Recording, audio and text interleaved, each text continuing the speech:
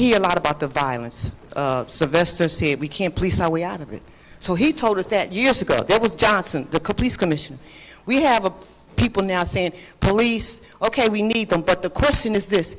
These brothers that's on the streets, they're our sons, they're our children, they're our uncles. We all testify to that. We got to take off the suits and the ties and the skin shoes. I know everybody in here knows somebody that's on that corner that knows somebody. So my thing is, what can we do to get the boots on the street? That would change the culture. All right, thank you. All right. My thing is, you have to speak in the, let's give the sister a round of applause for that great question. Come on. My thing is that you have to speak in the language of the listeners. So when you're in France, you speak French. When you're in China, you speak Chinese. When you're talking to young people, you got to speak the hip-hop language because that's what they're feeling. I teach a hip-hop course. Right. And I love to go back to the old school, Public Enemy, Dead Prez, Brand Nubian, but the younger generation is not feeling that. So I give them the okie doke. I slip in some of that garbage, mindless mumble rap to bring them in because that's the language they understand. Then I'll talk to them about flow and cadence and delivery and breath control while I'm pretending to like that music. So to answer your question, you got to go to where the people are. And the people are in hip hop, and then when you go there, you can't judge them. I think the sister said earlier that to the extent that the younger generation has fallen, we tripped them. Wow. They're down because of what we did. So we got to recognize that we put them down there. Now we got to pick them up. And the way we do it is by using the language of hip hop. Brother Minister, that's the answer to that question very quickly because I see folks lining up and I wanted to give like a 30-second statement unrelated to your question. On social media, I advertised this gathering and I posted on Facebook the following. My position is that when the question is raised, should blacks separate from whites, should blacks separate from America? The answer is absolutely, positively yes, because black folks are in an abusive relationship with America. It's like the same way that the boyfriend or the husband beats them up every Friday, and the sisters come back on Saturday saying, well, he was just drunk, I'll forgive him. Then he's cool on Sunday, Monday, Tuesday, Wednesday, Thursday, Friday, gets drunk again, beats her up, she forgives him, he comes back Saturday. That's where our position is. So, Minister Rodney, in 30 seconds, I look at black folks in America. In 1619 or 1555, whatever you want to use, it was understood that blacks and whites, Europeans and Africans, would have a mutual trade relationship. And then white folks punched us in the eye. That's 1619. Then we go to 1776 with the Declaration of Independence. They're saying all men are created equal. And then they punch us in the eye by saying that we're not men, we're not humans. Then we go to 1789, the U.S. Constitution. And that's supposed to be the law of the land. Everybody's treated equally. But then they talk about the 3/5 clause. Then they extend slavery for 20 years. Then they have the runaway clause, so they punch us in the eye. Then we fast forward to 1861 with Abe Lincoln and his Emancipation Proclamation. And then he punches in the eye by saying that doesn't apply to every state. Then we go to 1865 with the 13th Amendment, saying that we're free from slavery. And then if you read that clause, there's a comma and it says, except following conviction for a crime. So they punch us in the face. Then we go to the 1900s. Then we go to Jim Crow. Then we go to mass incarceration. It seems to me that every time the white man gives us something, he turns around and punches us in the face. In the same way that the husband gives the wife a gift on Thursday and then punches her in the face on Friday. We got to leave that relationship. All right.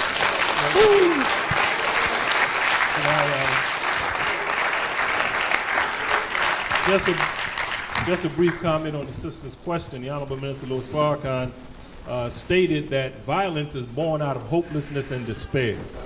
And where there's no hope and our people don't see a future and our youth don't see it because of us dropping the ball and our lack of demonstrating the progress that we're talking about today.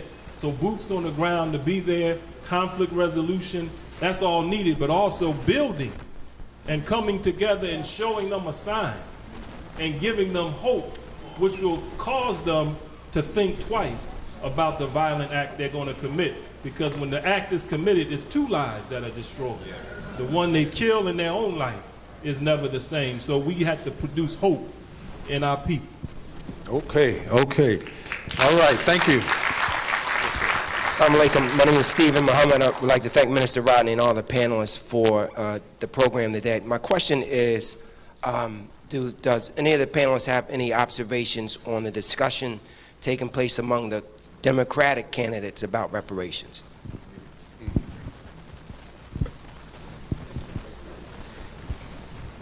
Yes, excellent. There's so much I want to say, but very quickly to answer that important question, we will never receive reparations until we separate. Here is the problem. We're being played by the children of our slave masters. We should be so offended by the fact that there is a committee to discuss whether Congress should study reparations, which Representative John Conyers put before them 30 years ago. But where was the study to give $10 billion a year to Israel, where there are 3 million people, because Israel's a military base for the U.S. in Africa? Our problem is, when we say, are we ready? I love what my brother just said. When a woman is being bounced off the walls and her eyes black and her arms broken, you don't have an option. You have to leave. To say that we can't self-govern emanates from a badge of inferiority, because we live in a structure that is built on white superiority and black inferiority, and it permeates our thinking. We have no idea what we can do because we've never been free to do it.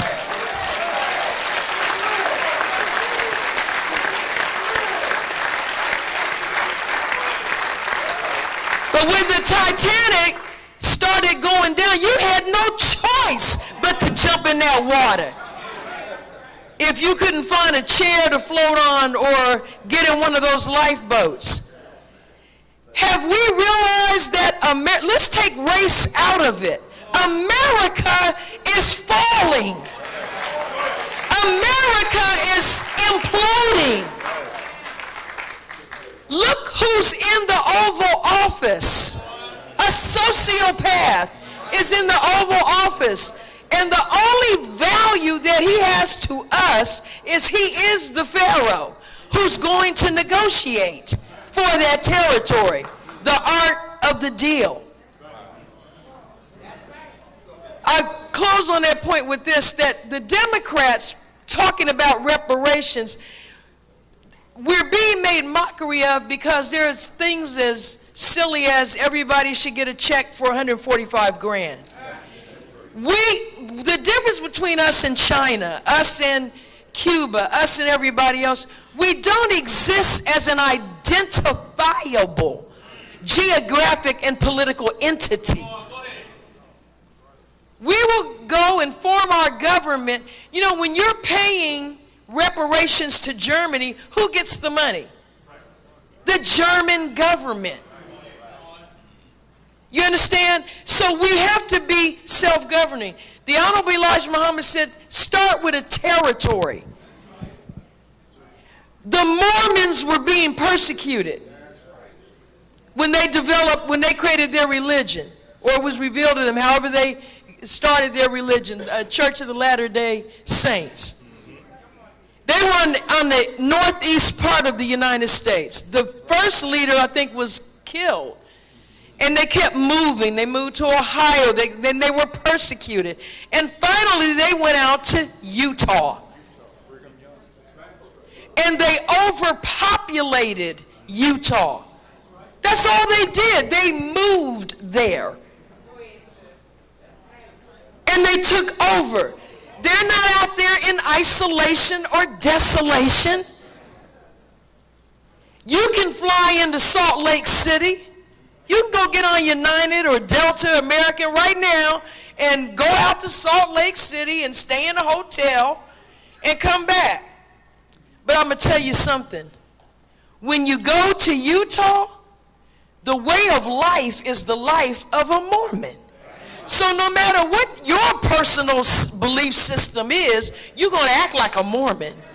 Because there's no Hooters, there's no strip clubs, the alcohol is very weak and diluted, everything closes, the streets roll up when the sun goes, because that's their belief system, that's their way of life. So all we are saying is we want an area where we can live our way of life. And don't say they're going to kill us. Don't say that.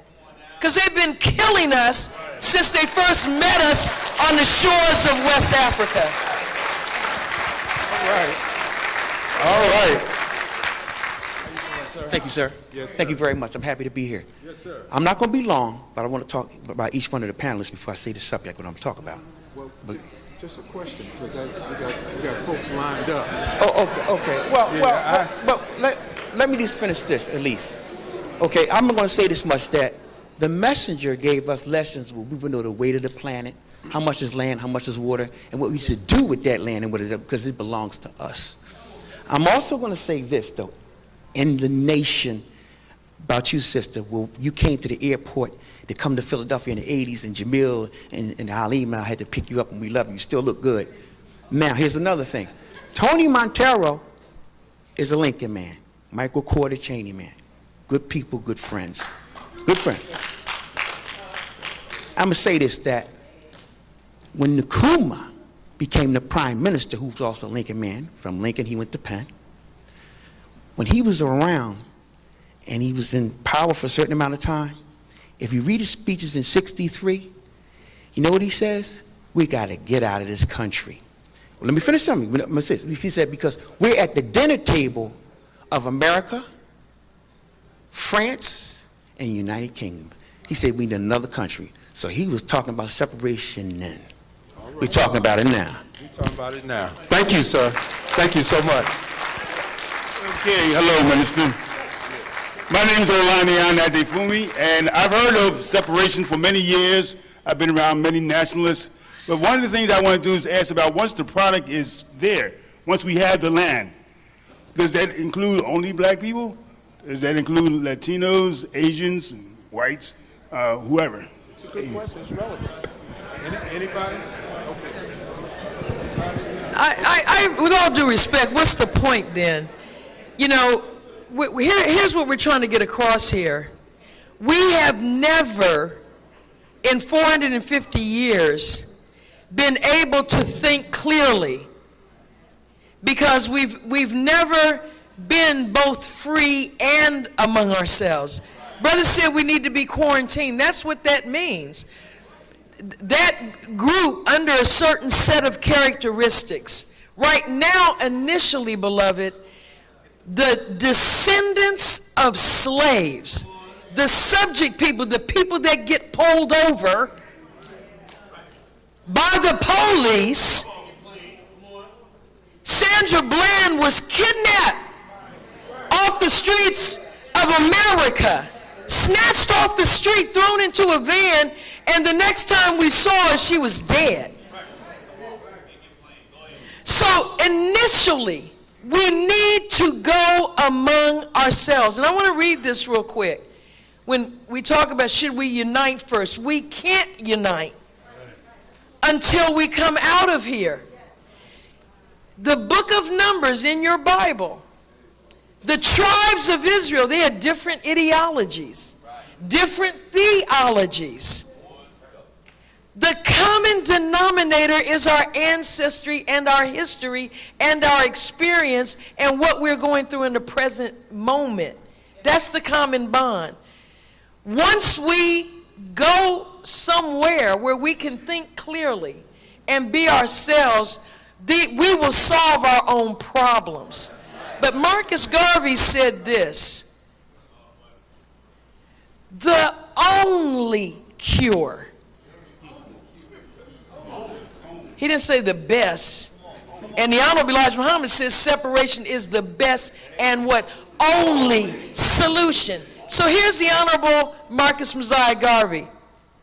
The only cure for the Negro is his removal to an atmosphere entirely of his own, where he would be forced under rigid civil and other discipline to respect himself and his own racial authority.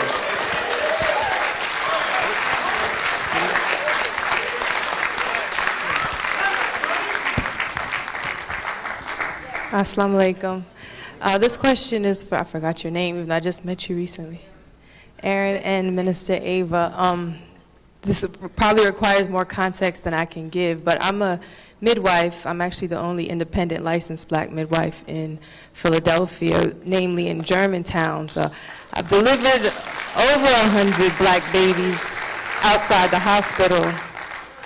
And my question is more of how do you respond tactically and tempered to infiltration? And I ask that because recently a queer-identified white pair of midwives decided to open a birth center in our community, which is heavily black and Muslim. And initially it was going to be a big gay birth center, which I don't necessarily have a problem with, but now the language is also to reach out to black families. So my question is, how do you respond in a tempered way to that kind of scenario?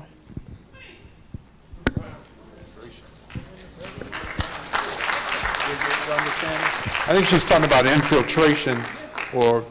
Yeah, I talk about a strategy often. One of the things I recognize, I gave an analogy earlier today at a previous panel, and I was talking about VIP sections of a club. I know a lot of you all don't dance anymore, but you have good memories, so don't look at me like you don't know what I'm talking about. Don't start. So they never put the VIP section in a place where the people who aren't allowed in VIP can't see it. Because in order for it to be VIP, you need some people that can't get in seeing you in VIP. And I've been teaching my people for a long time now that there are people who are feeding off of our energy and feeding off of our discomfort. And the reason why they come all around you, like we see some young people bothering each other, is because they need you to be displeased and to be agitated in order for them to have the energy they need to carry out their mission on the planet. Because if they don't have your soul, your spirituality, your energy, even your anger and your angst to feed off of, then they don't necessarily exist. So one of the best things you could do is just to strategize and ignore. Strategize and ignore. All right. All right. Thank you, sir. I got you, no problem. Assalamu alaikum, family. I have a two-part of one question. I know y'all were speaking on our financial literacy and what's not and implementing that in the black community, right? And we spoke on reparation as well. And if we get reparations, of course, black people annually of 2018, we had a spending power, I think, of $1.4 trillion or $1.6 trillion. So it ain't that we don't have money, is that we're horrible spenders. And if we do get reparation, we're going to give it right back to our oppressors. So how do we implement or mandate in our community a form of financial literacy? I know UNIA and NOI is like the most influential organization in America through every city, every state. So how do we pass that into our school, our curriculum? Question. Thank you.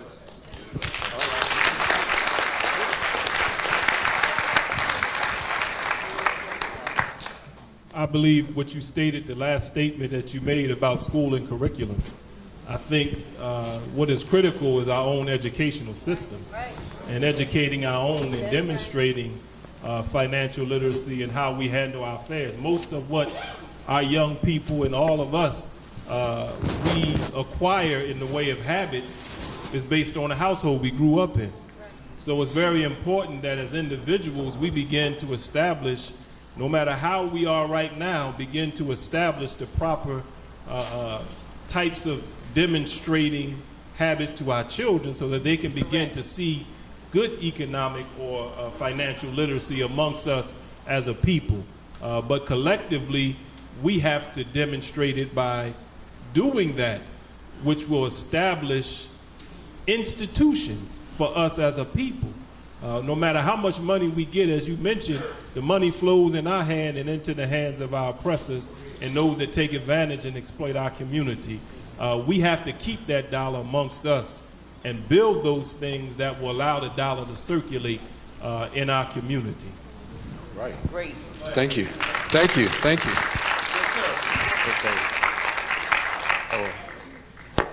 Continuing on the subject of financial literacy, I feel that the reason why we still are where we are today is because the Federal Reserve controls the U.S. dollar that we all chase after.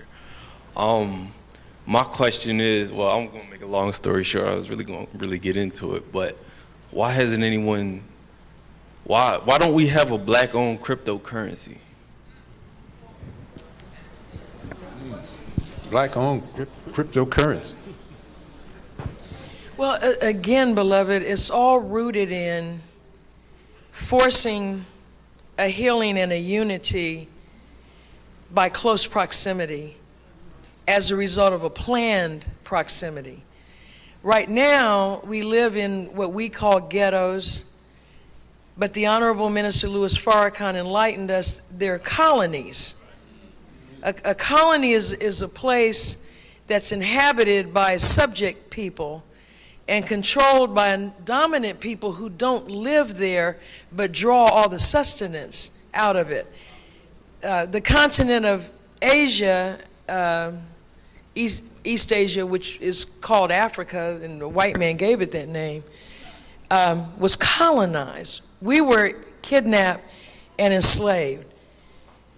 Brother Minister Rodney brought up the minister saying how quickly we have to do something with this dollar. See, we keep talking about the dollar, but a dollar has no intrinsic value. Currency, intrinsic value means what it is worth, what can it do for you? Money has no value unless you spend it. The only time money has value for you is when you let go of it and get something back. Now, as the United States falls, you get less and less back for the dollar. You get less gas in your car for more dollars, less food for more dollars. The only thing that has real value is land. That's why the Honorable Elijah Muhammad said, we want to, I don't care if there's nothing on it as long as it's fertile. Okay? You cannot build a house out of a dollar. Or if you hit the lottery and get $500 million, you can't live under those dollars in a storm. You cannot put tomatoes and lettuce on those dollars and eat them and live. It's called currency because its value depends on the current dominant mind assigning a value to it. But land has real value. You can grow food out of it. You can live on it. It can sustain you if you don't have a dime. If nothing else, you can lay on it or stand on it and think about what you need to do.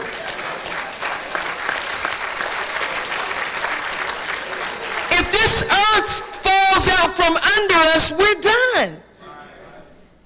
White people print money. So its value only is valuable to us because we think it is. You understand? So he said, the Honorable Elijah Muhammad, we want a separate state or territory of our own. We can, as the young brother just pointed out, we can have our own currency. But you can't have a black cryptocurrency unless you have an area an identifiable area that is dominated and controlled by black people. See, you say, oh, this is a black city. We think something's black because there's a lot of black people there. But if we're not there as a result of our decision to be there, as opposed to white people deciding that's where we'll be. And right now we live where they tell us to live. What we are saying is we're going to decide.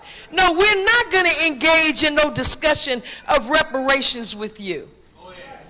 We're going to accept one thing, and that's land. And those who wish to identify themselves as descendants of slaves and want to come there, we're the black people.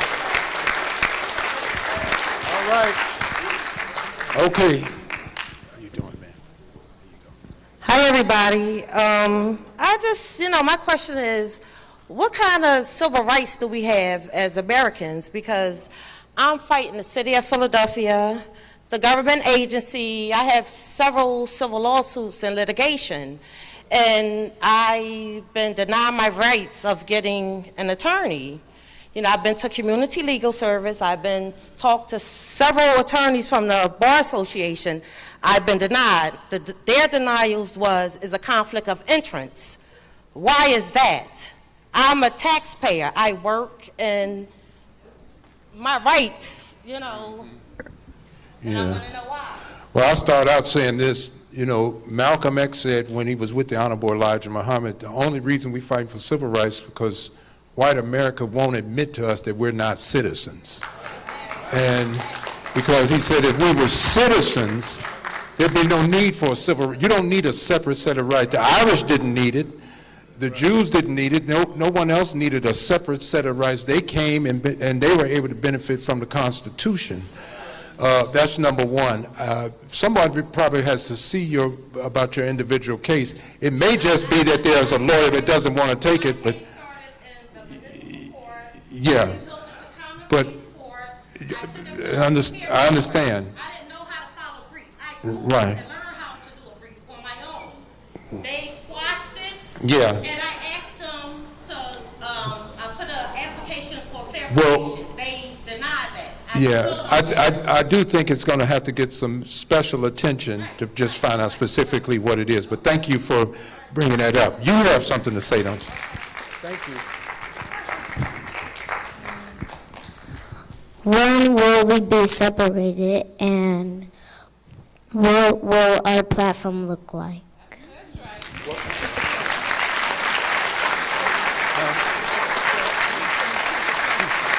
Oh, come back here. What will what look like?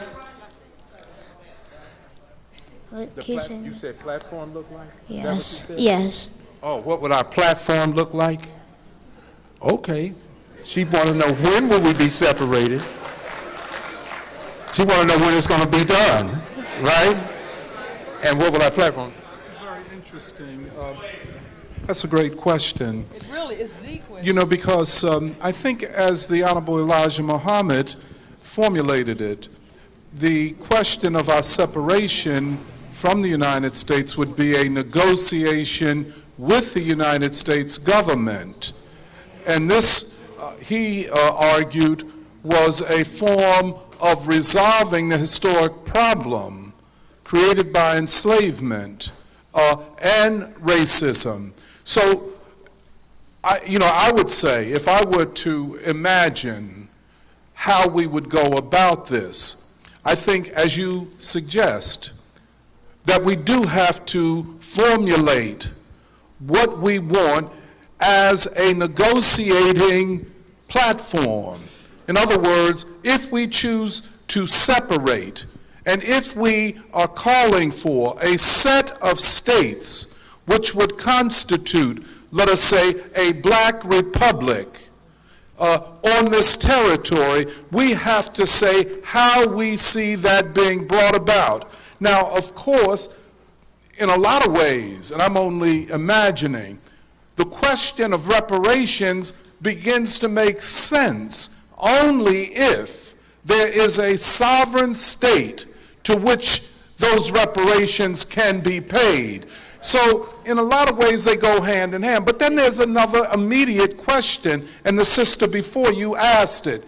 How do we deal with our civil rights, which we have fought for? And I don't think it was a useless struggle, because in a lot of ways we all use whatever civil rights we have to protect whatever rights we have. And as you can see, you have the problem of civil rights, and then you have the problem of statehood and nationhood and separation, and hence of reparations. But then there is a final question, and this is the big one. Many nations in the world, over 100 and close to 180 of them, have achieved political independence from colonialism, but most of them are in a situation of neo-colonialism. So even if we separate, even if we establish an independent currency, and most of the independent nations of the world have an independent currency, what is to guarantee that that separate nation won't be a neo-colonial state, whereby our own people thereby have the power to oppress us? So I thank you very much for your question. And Minister Rodney, if I can just add go right ahead. To what Dr. Montero said, that young sister, the answer to the question is, it's going to look exactly like you and other intelligent young children want it to look like in 10 or 15 years. And in the very near future, I can't say a date today, we will vote. The first thing we will do, beloved, is vote. And those who vote to go will quickly follow that with a convention or conference, and then we will next take the step of negotiating for that territory. But in terms of our protection and things of that nature, we don't want to leave out God. Allah, God. I told you in the book of Genesis, he said, I will deliver them with great substance. Now, if I didn't believe that, I wouldn't be sitting here.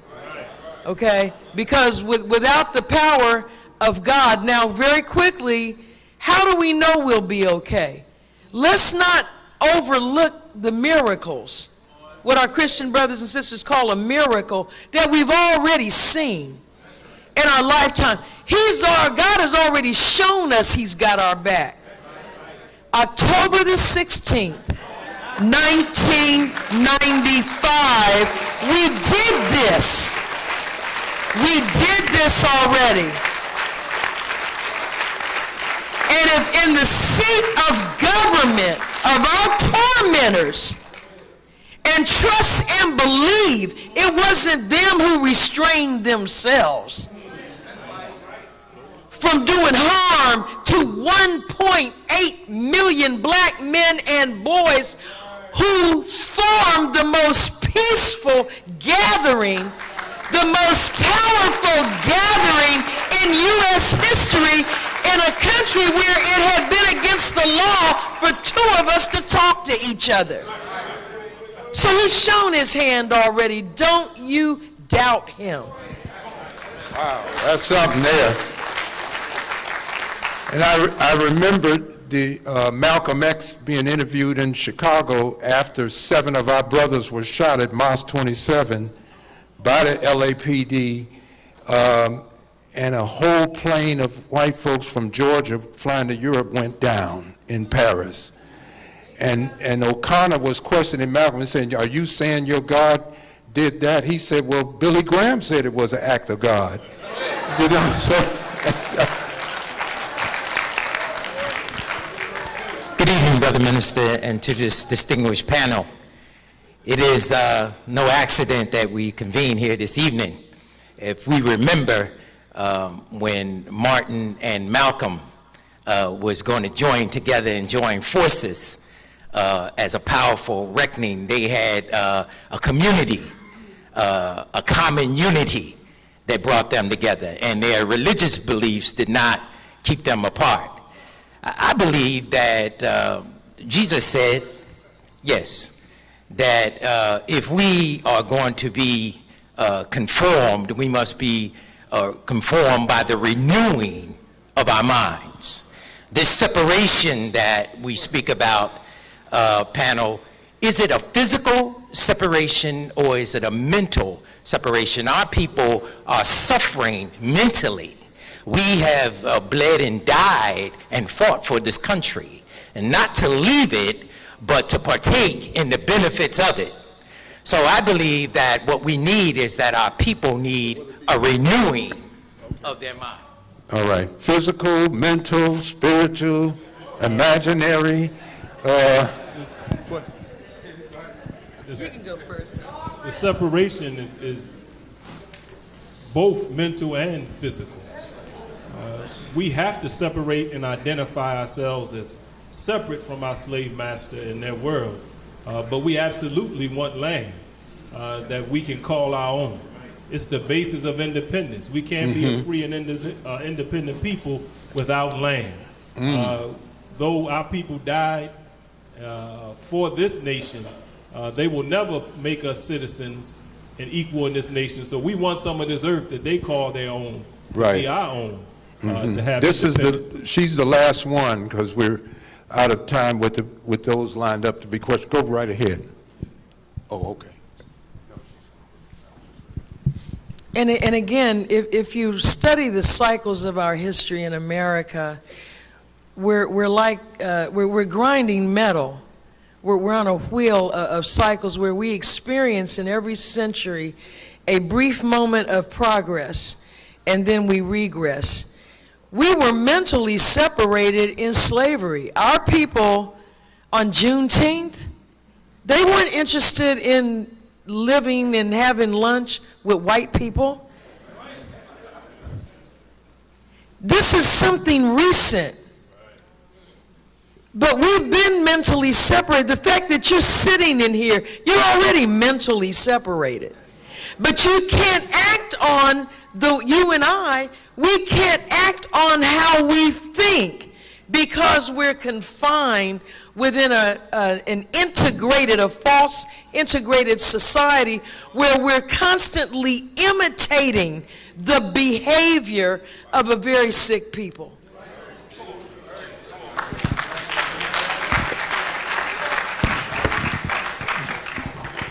How y'all doing? No, I'm just joking. I just know I wanted to break it up for a minute. I want to do something special for the young people, because we talk a lot about, the future, and I'm doing something really dangerous right now because I'm able to speak the language of the youth. And I just wanted to give you for about a minute and a half why, they're so hard on me in academia. There's a philosopher, his name is Meek Mill.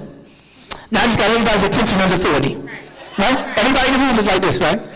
So he has an intro called Dreams and Nightmares on his album, and I remix it every time I go to the jails and to the schools. I want to show you how it looks when you separate yourself mentally and spiritually in a way that you use your gifts and your talents for the glory of God and not the deprecation and then the degeneracy of your people. Because the things that you have that you love, they'll be transformed in a way that you can honor your people and help liberate them.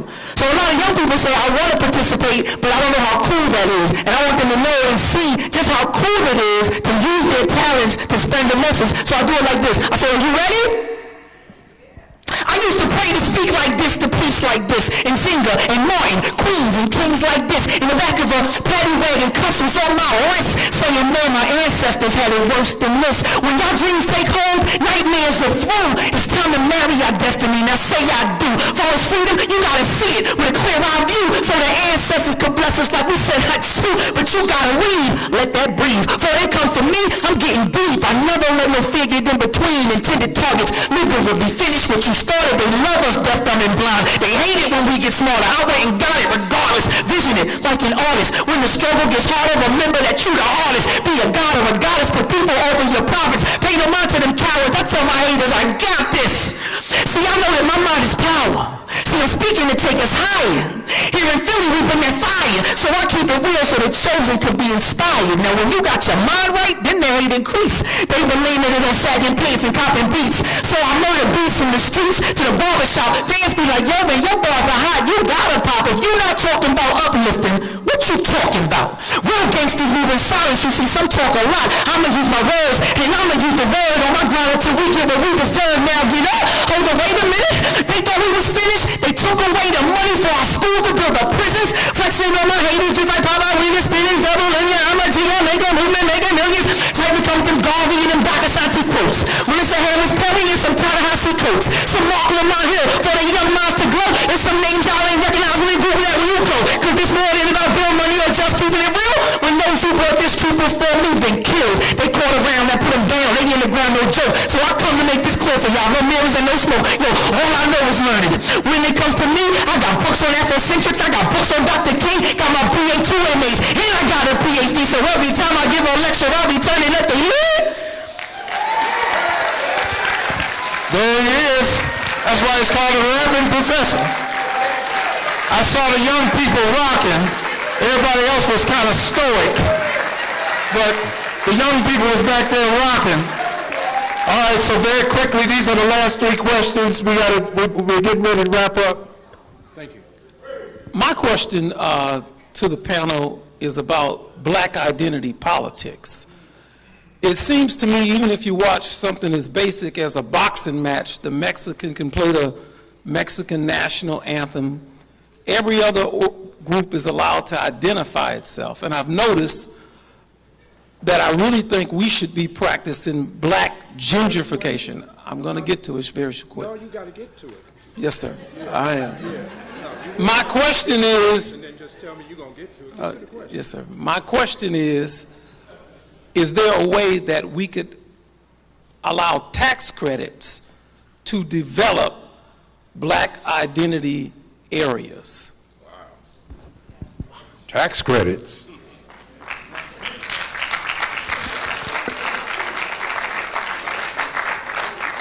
Anybody got anything on the tax credits? I used to. Well, as far as the tax credits go, That's how that some would come folks. through Congress. But what he was stating about black identity, all those other people, the Mexicans, they have land that they identify with. So the national anthem, we have a black national anthem, but we have no black nation. So they respect the land that these fighters came from. So they'll play the Mexican national anthem. They're on the NBA finals, they play the Canadian national anthem because they have land. Once we identify and secure land, then we'll have that ability to have the same respect. Thank you. All right.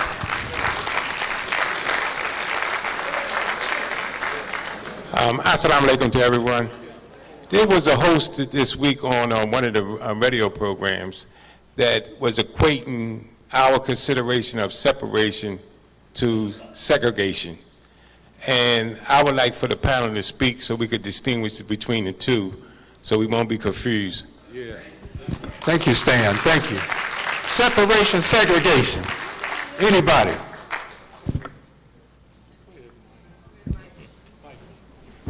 Well, not so much as a lawyer, but as an English major, I'll define it. And it goes like this. Segregation is bad because it's a white man's thing. Separation is good because it's a black man's thing. Yes.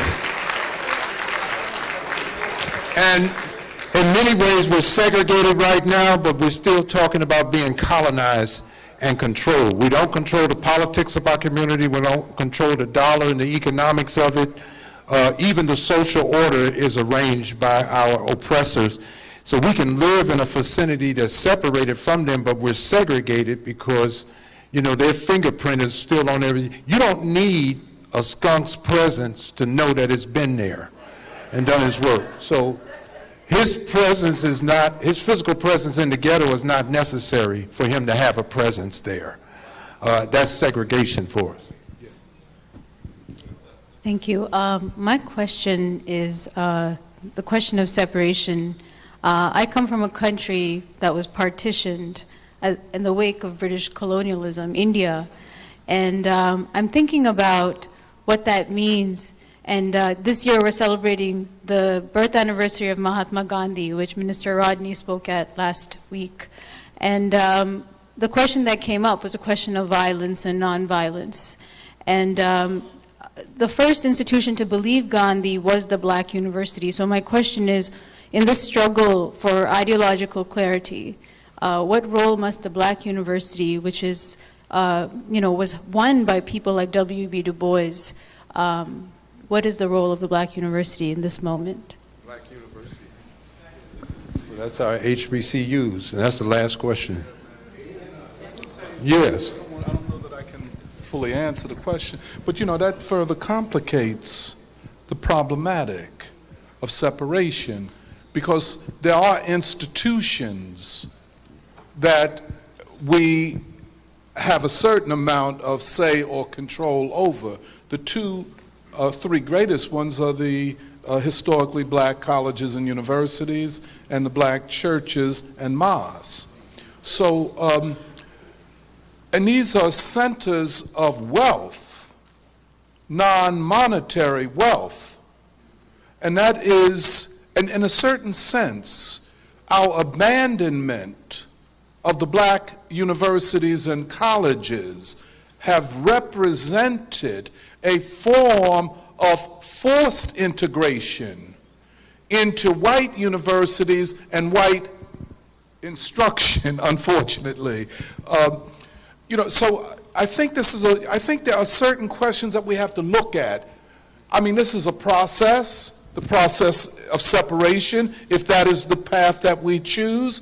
But then, what do we do with the institutions that we have? For example, the black universities, often in places that might not be the same places that we have territorial autonomy in.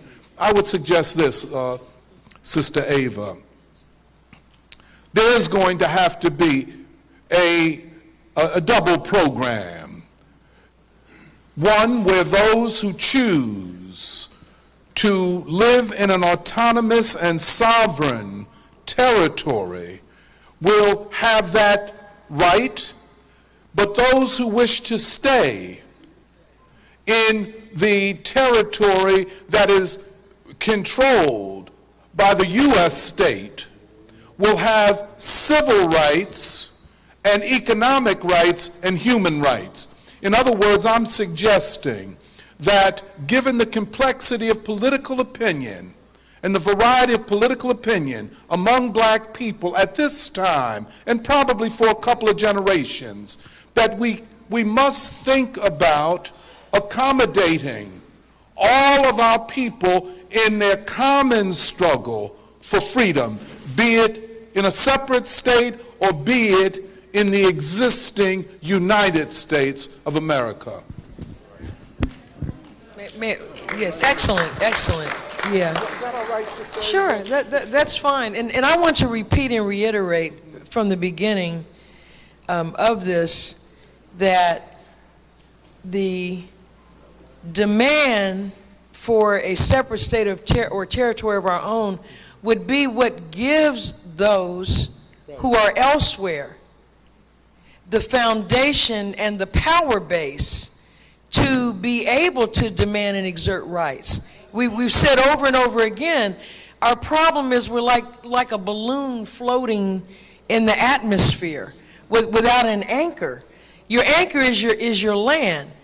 I went to, my undergraduate degree is from an HBCU, Central State University. No one is saying that we would be confined. I think that's the misunderstanding.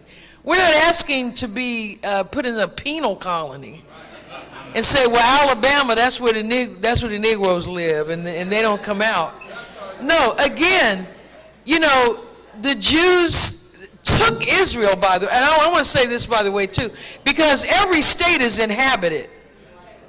But the promised land that God gave to the children of Israel, the promised land was inhabited. And it was inhabited according to the book by a powerful people, and it had cities. So some people are going to have to move out of some places. That's how serious this is.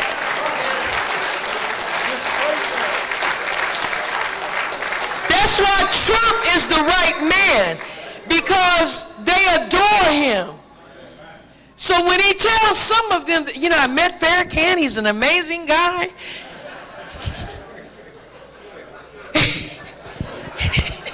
It's best for everybody.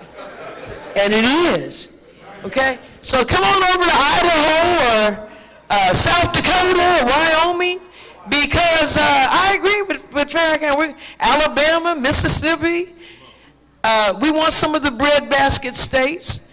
Okay? But no, beloved, I love what you're saying. There's a complexity here, because we've been, you know, we've been so immersed in this. But I will say what the Honorable Minister Louis Farrakhan says to me all the time when we talk about separation. He said it's a process. But what we don't want is people to drag this process out or take it out of its context in the fullness of time. It is time. You're not picking cotton. Okay? You and I have an obligation. And see, when we can accommodate those that want to stay, but they need to accommodate those of us who want to go. Love me. I'm your sister. Why can't you say to white people, you know, when some of their so-called conservatives call us names and act, well, you know, they're just angry. When they start shooting people, you know, these white folks on these ranches shooting at the government, well, they're angry. So, why do they want to separate? Tell them, say they're angry, they're tired. They want to go, and they're entitled, but we don't want to be isolated and desolate. That's the point. As my brother's saying, this is a process, but we're ready to begin the next phase of the process. All right. Okay, family, you know, I'm at that point, I was looking for Harriet Tubman's picture. Yes. They done stopped the press. They done decided they're not wasting no ink on putting no black woman on no $20 bill out of retaliation. You should help me. I'm getting rid of this face over here. Bring that bucket over here. I need y'all to follow me and get rid of that $20. And come on, who can give us $20 right now? We got to offset some costs right here, and we know you can help us to do it. And I want to do it real quick. If you can give $20, $10, $5, but I prefer you out of respect for Harriet. Huh? What happened? I read it. Oh, thank you. Brother Michael Cord is giving $20. Thank you, Brother Lamont. All right, all right. Come on, we're going to pass the receptacles too. We're going to do this quiet. Just out of retaliation. Because we was all set. And then all of a sudden they told us, we're not doing it. They just stopped the press. That thing was supposed to roll out in 2019. So I want to do this. Hey, let's give a hand to the panel that's been with us tonight.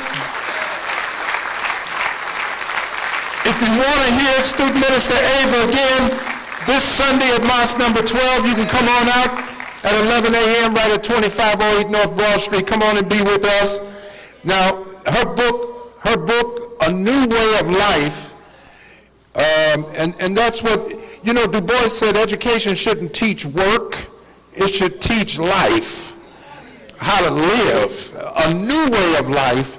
This book is available tonight, and I'm going to have it right up here in the front when we get ready to close out. And whatever you can give now, you know, we need everybody to give something. So if you don't, you know, because you're not going to see Harriet. They done decided that already. That's already been decided. So if you got Lincoln or George Washington or the Benjamins, did somebody talk about the Benjamins? we need some help now. We need your help. I'm keeping it light, but the secretary told me we got to get some help today, so we have a form out there that we need you to sign. Are you ready? Who's ready to sign on? And say, I want to be counted among those, because we're building a database around the country, but we can't build it unless we fill it out here in Philadelphia. When we get ready to go out of that door, we're gonna be able to do that. I'm just excited about the panel that we had today and the expanding of the discussion that we had, the things we got to consider to talk about separation. Tomorrow we'll be out for the Juneteenth gathering. They're going to rename over on 52nd Street by Malcolm X Park. I believe there's going to be a renaming of the street to Muhammad Ali. And so Minister Ava will be on the program sharing a few words with some of the others that will be gathered there at Malcolm X Park tomorrow between 2 and 3. We'll be over there also. But there's a parade, a large parade that will be coming down. They're expecting 10,000 people out. You know, the Juneteenth celebration has been growing in the city. So we're inviting you to be on out there with us. We're just going to hang out a whole weekend. We got a lot of stuff to do, you know? But you can hear Michael Cord, your show is still on now 2 days a week. Actually, we changed it to one. To one. Sundays at 11 a.m. to 11 to 1. It's radioactive. Courtroom, radioactive. Not that stuff that contaminates your system and everything, but once you hear the radio, you stop being an armchair revolutionary and a Facebook revolution, start facing some real enemies and really getting active. You want to follow attack. And the great work that they had done. The tourists coming here from all over the world, because this city is the genesis of this nation. And there was nothing here to let people know that these folks here had slaves. But they have to bear witness now. There's a monument there that lets, so when the Japanese come over here and they're taking pictures, they take pictures of that monument that they were slaves here also. They should know these people held us captive, yes. And I had 10 seconds to that. Yes. I'm glad Minister Rodney mentioned that, because on Sunday, August 25, 2019, using the date of 1619, 400 years. So that means this August 25, that's going to be on a Sunday at 2 p.m., the group that Minister Rodney talked about, ATTACK, we're having 400 children to represent 400 years of slavery, sharecropping, convict leasing, Jim Crow, mass incarceration, and police brutality. We pretty much have about 250, 300 children. We want them to be from age 4 to 14. If you're interested in having your child participate, to just show up wearing a white t-shirt. We got 400 posters representing each year from 1619 to 2019. If you want your child between the ages of 4 and 14 to participate, call 215-552-8751. 215-552-8751, or just Google ATTACK, A-T-A-C, Avenging the Ancestors Coalition. Once again, 215-552-8751. Have your children be part of history. Minister Rodney, thank you very much. Yeah, and we'll be putting all that information out again on Sunday, because we want as many children to be a part of this. So come on out on Sunday also. They do now. We're going to keep the book in here, so the book will be here in this sanctuary right here for those that want to purchase the book, Student Minister Ava's book, A New Way of Life. All right. Did you have a good time? Did you learn something today? Huh? Did you waste your time? So bring the receptacle. Where's Brother Lance? Did you pass them through already? So, all right. We got Harriet. Well, you can't get Harriet Tubman. Did y'all throw them other faces away? Okay. All right. Good. So I'm gonna ask us to let's stand. Look now. Don't leave without signing this petition. We got people at the tables out there that we want you to go on and sign your name. There's some delicious fish sandwiches that you can purchase and take on home with you if you like. But come on and let's just stand and let's pray together as a family.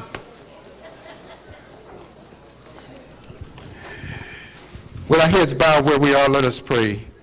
In the name of Allah, the beneficent, the merciful. Praise belongs to Allah, the Lord of the worlds, the beneficent, the merciful, master of the day of judgment. Thee do we serve, thee do we beseech for aid. Guide us on the straight path, the path of those to whom thou hast bestowed favor, and not of those to whom wrath is brought down, nor those who go astray. Amen.